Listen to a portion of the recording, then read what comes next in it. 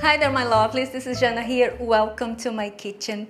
Today we're going to make a smooth, soft, mild cheese, a creamy cheese, a new recipe. I haven't seen that anywhere because I'm the one who put it together.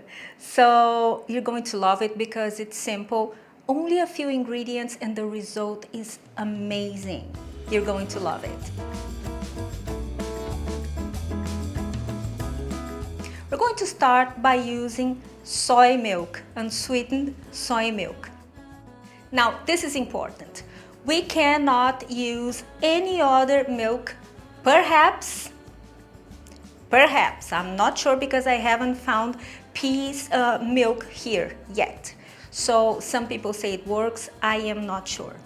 We need, for this recipe, unsweetened soy milk. You can make your own, or if you buy it at the supermarket, you turn the carton around, and then you read the ingredients, and it's supposed to be soy and water, and sometimes they put a little bit of salt, and that's it, okay? And we're going to put it in the pot along with vegan butter. Turn on the heat, and as soon as you see those bubbles forming here, this means that you can turn it off, turn the heat off. Add 2, 3, sometimes even 4 tablespoons of lemon or lime juice. Stir delicately, cover the pot, and allow it to rest for 10 to 20 minutes. And we add the butter, the vegan butter, at the beginning because I want the butter to cook. I want the taste of cooked butter. It's milder, it's nuttier, and it's gonna make a lot of difference at the end. Now we're going to strain this cheese, as in we're going to separate the liquids from the solid. We're going to get a colander, put it on top of a plate, a deep plate or a pot, put some cheesecloth or a very, very clean tea towel, and we're going to strain the cheese. Squeeze the liquids. Now we're going to move the solids, as in the cheese, to a bowl, and we're going to add lemon juice, a little bit of nutritional yeast, a little bit of white pepper, a little bit of salt. Now, if you want to skip the nutritional yeast, you can use 1 teaspoon of olive brine or pickle brine. That water that comes with the jar of pickles or olives, you know. What happens is that it will substitute the nutritional yeast. Some people hate it, but in this case, it's so mild. It's just to give that whiff, that hint of cheese, okay? You're not going to feel it, I promise. It's not overpowering because it's just a bit. And the white pepper is because white pepper is very aromatic, and the smell of it reminds a little bit of a cheese in that very, very mature state. And so I add it not because I want the heat, the hotness from the pepper.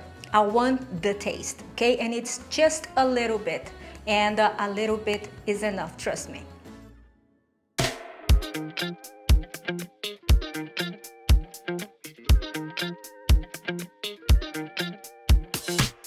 If I can't be with you, I'd rather be by myself. And it's ready.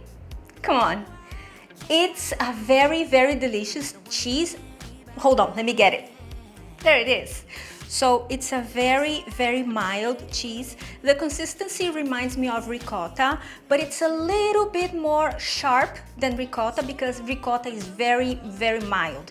This is a little bit more sharp. If you want it tasting a little bit like ricotta, go easier on the salt and go easier on the nutritional yeast and on the white pepper, okay? But this is perfection. This is delicious. It's and the cooked butter here makes all the difference.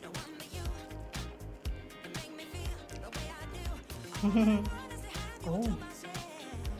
You can feel it on the back of your tongue. That cheese information. Oh, it's so good. It's really good. It's really good. I'm so happy. Guys, I hope you make it. This is a superb recipe and so simple. It doesn't require thousands of ingredients, and it's a very forgiving recipe. It's good for beginners, and it's good for people who don't like vegan cheese, because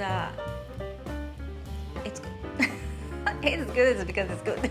All right, so this is it for today. I hope you have enjoyed this video. Don't forget to subscribe to my channel if you haven't done so, so you know every time I post a video, because you're going to turn on the notifications, aren't you? And don't forget to check the recipe. It's going to be on my website and on the description under the video. Follow me on my social media, Instagram and Instagram and Facebook. And this is it for today. Like I said, have a wonderful week. See you. Bye bye.